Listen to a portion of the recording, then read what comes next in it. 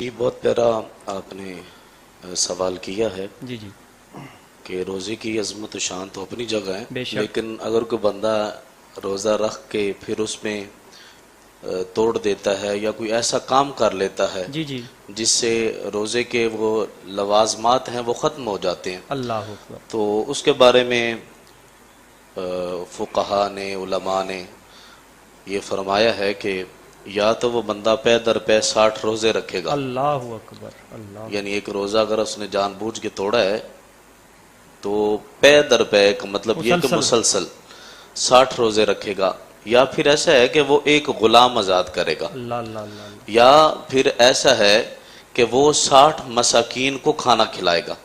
تو یہ تین شرائط میں سے کوئی ایک اس کو لازم و ملزم پوری کرنا ہوگی۔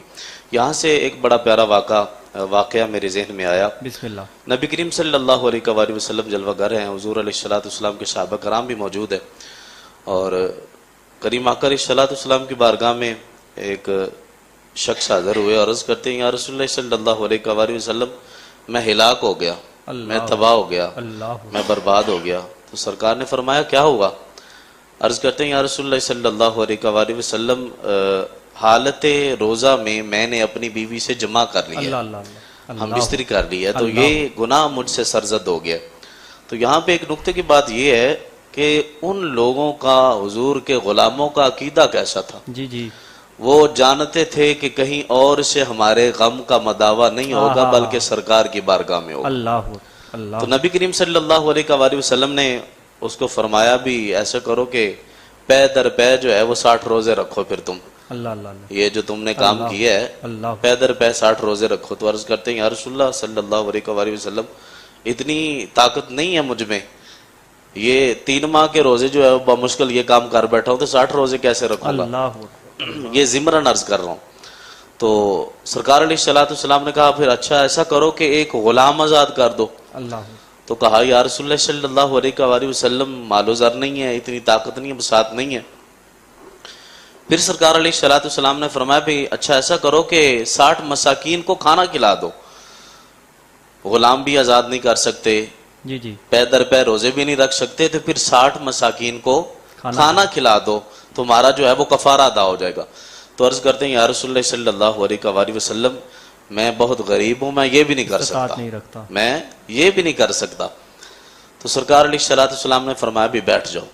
اب کچھ تھوڑی دیر ہوئی، کچھ لمحات گزرے، تو نبی کریم صلی اللہ علیہ وآلہ وسلم کی بارگاہ میں کھجور کے پتوں سے بنی ہوئی ایک ٹوکری جس میں کھجوریں موجود تھی حضور کی بارگاہ میں پیش کیا گیا۔ سبحان اللہ۔ تو اس سے یہ بھی پتہ چلتا ہے کہ جب ہم کسی اللہ والے کے پاس جائیں، کسی بزرگ کے پاس جائیں، تو ان کی بارگاہ میں تحائف لے کر جائیں، اور سرکار علیہ السلام نے فرمایا کہ تحائف دو، اس سے محبت بڑھتی ہے، اس سے پیار بڑھتا ہے، اس سے الفت بڑھتی ہے۔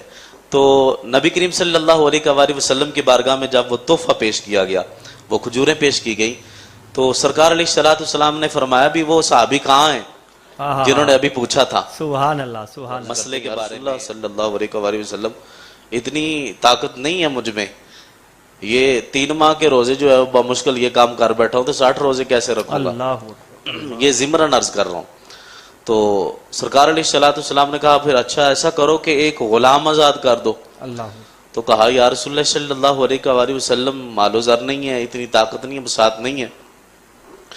پھر سرکار علیہ السلام نے فرمایا بھی اچھا ایسا کرو کہ 60 مساکین کو کھانا کھلا دو، غلام بھی آزاد نہیں کر سکتے، جی جی، پے در پے روزے بھی نہیں رکھ سکتے، تو پھر 60 مساکین کو کھانا کھلا دو، تمہارا جو ہے وہ کفارہ ادا ہو جائے گا۔ تو عرض کرتے ہیں یا رسول اللہ صلی اللہ علیہ وآلہ وسلم میں بہت غریب ہوں، میں یہ بھی نہیں کر سکتا، میں یہ بھی نہیں کر سکتا۔ تو سرکار علیہ السلام نے فرمایا بھی بیٹھ جاؤ۔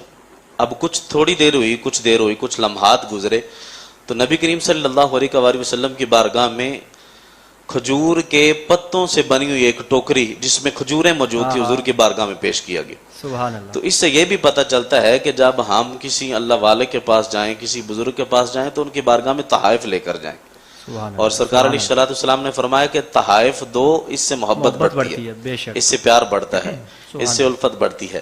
تو نبی کریم صلی اللہ علیہ وآلہ وسلم کی بارگاہ میں جب وہ تحفہ پیش کیا گیا، وہ کھجوریں پیش کی گئی، تو سرکار علیہ السلام نے فرمایا بھی وہ صحابی کہاں ہیں جنہوں نے ابھی پوچھا تھا سبحان اللہ سبحان اللہ مسئلے کے بارے میں، وہ جو عرض کر رہے تھے، تو وہ کھڑے ہو گئے، لبیک یا رسول اللہ صلی اللہ علیہ وآلہ وسلم، میں حاضر ہوں۔